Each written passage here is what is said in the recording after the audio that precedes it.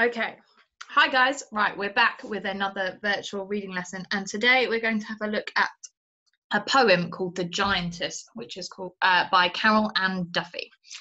Okay, so because it is a poem, the way I'm going to do this one is I'm going to read the whole verse to you first so that you get the overall effect of the poem, and then we'll go through it line by line. Okay, so where can I find 7 small girls to be pets? Where can I find them? One to comb the long grass of my hair with this golden rake. One to dig with this copper spade the dirt from under my nails. I will pay them in crab apples. Okay, so we start with this question from the Giantess, and she is talking about having 7 small girls to be her pet and where to find them. So the fact that she refers to them as pets, first of all, makes me think that this is a nice thing. So it's 7 girls that she is going to look after and sort of love as we would our own pets. But then it goes on to some of the jobs that she is going to be expecting these girls to do. So then my idea of the way she's going to treat these pets slightly changes. So she says, one to comb the long grass of my hair with this golden rake. Okay, so the first one, whoever number 1 is, the first one she finds, is going to comb this giantess's hair with a golden rake. So we get the idea that the giantess is quite rich if she's got a rake made of gold. And the description of her hair is long grass. That might be that her hair is actually grass, or it might be that she is describing it as grass. So we get that idea of what her hair is like, that sort of coarse itchiness that you get from grass. One to dig with this copper spade the dirt from under my nails. So that, obviously, she's using a spade to clean her nails. So you get the idea her hands are quite large. Again, going with the idea that she is a giant. And one of these poor pets, as she names them, is going to have to dig the dirt from under her nails with a spade. So now, even though I was thinking the pets in the beginning was going to be quite a nice thing, I'm thinking she more wants these girls to be her slaves and to sort of do jobs for her. And then she says, I will pay them in crab apples. So she's not going to pay them in money. She's not going to give them an actual job. She's going to pay them in crab apples. So she's going to pay them in food. Okay, next verse. Where can I find 7 small girls to help me? Where can I find them? A third to scrub at my tombstone teeth with this mop in its bronze bucket. A fourth to scoop out the wax from my ears with this platinum trowel. I will pay them in yellow pears. Okay, so the verse starts in a similar way to the previous one. So she's asking, where can I find these girls to come and help me? What am I going to do to find these pets that I really, really need? Okay, so the third one, her job is going to be scrub the tombstone teeth of the giant. Now, I like the use of tombstone here because it gives that really clear image as to what her teeth look like. So they're big, they're grey, they're sort of the shape that tombstones are, and it gives that really good visual image of what her teeth are looking like. And this poor little girl is going to have to scrub them with a mop in her bronze bucket. Okay, again, the fact that it's a bronze bucket gives that idea that this giant has quite a lot of wealth from somewhere, or sort of it's a magical land and she's finding all these metals. But I can't say I've ever owned a mop with a bronze bucket, but we shall see. Okay, a fourth one, to scoop out the wax from my ears with this platinum trowel.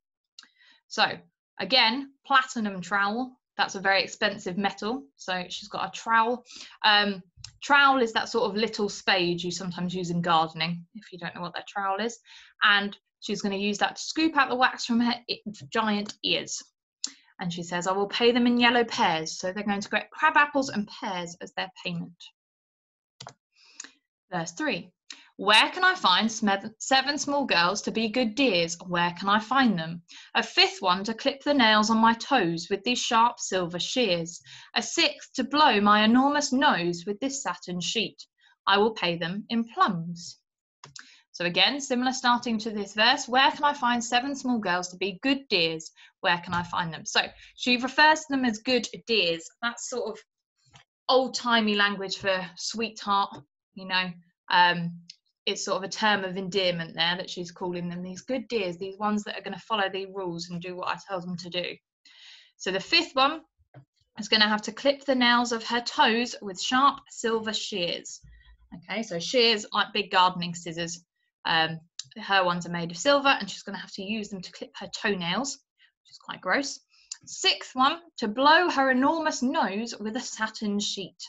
Okay, so she's got, I'm imagining a bed sheet there, okay, made of satin, maybe a double bed if she really is this giant, and she's going to use that to blow her nose, and the sixth one has to help her, and they will be paid in plums. Okay, so we've got crab apples, pears, and plums as our payment for these poor girls keeping this giantess nice and clean.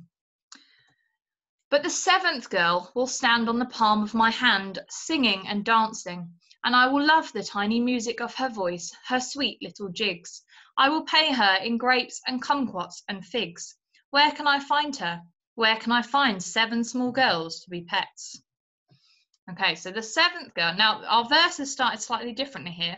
All the other ones started with a question, but this one has started differently. And I think that's because the seventh girl is clearly going to be treated slightly differently from the other 6.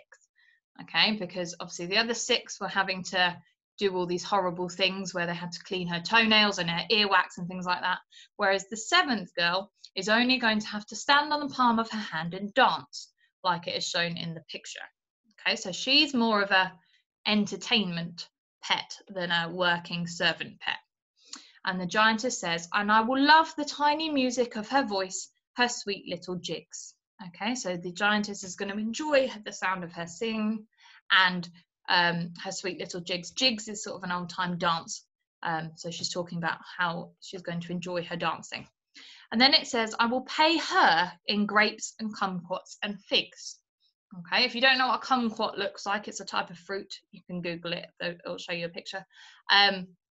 But she's going to be paid in all of these things. Now, the fact that it says I will pay her, again, makes me think that this seventh one is going to be quite favourite, because it talks about, in the other ones, I will pay them.